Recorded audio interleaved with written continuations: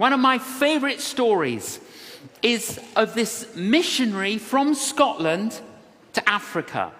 And after a long time in Africa, he returned to his sending church in Scotland to report on the work and the ministry and to call more laborers to go to Africa. He arrives at the church, it's winter, it's cold, it's raining, not many people come. And he's a little bit disappointed. And many of the people there were elderly. You know, great that they're there, but not suitable for the mission field. But he still felt that he should give the same message.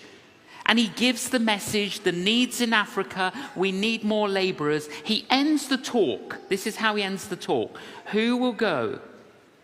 Who will go? Who will go? He didn't know that the organist, they sang a few hymns with the organ. The organist had a little boy assistant who you have to do these they're called billows, put air in to help with the organ music. The little boy stood up and he shouted out, I will go, I will go, I will go. The name of that little boy, David Livingstone.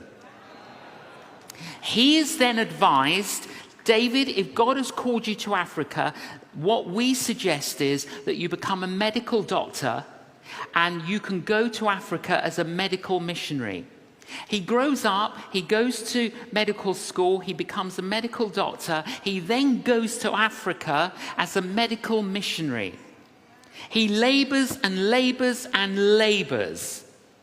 There's one particular community, tribe, that they're trying to reach, and it's really difficult.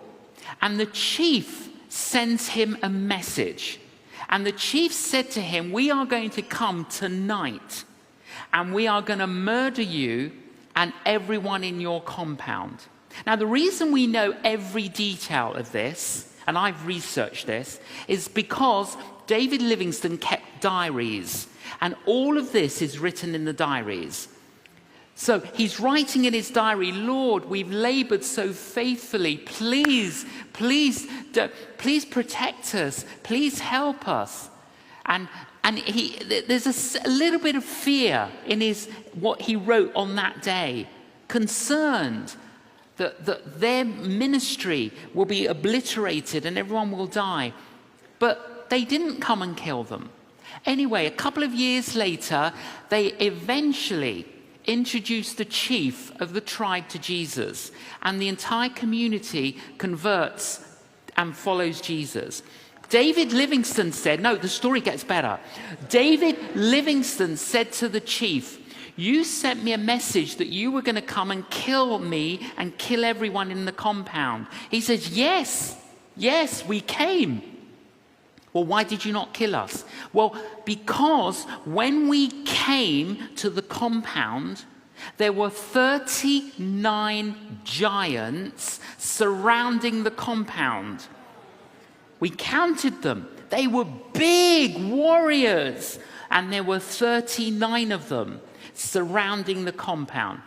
A couple of years later, David Livingstone returns to his sending church in Scotland, and he tells that story. At the end of the meeting, the secretary of the church comes up to David Livingstone and says, Dr. Livingstone, do you remember the date that the chief were going to come and kill you? He says, of course I know the date. He gives him the date. The secretary of the church opens the church diary and he shows him that date. There were 39 people in the church in Scotland praying for them.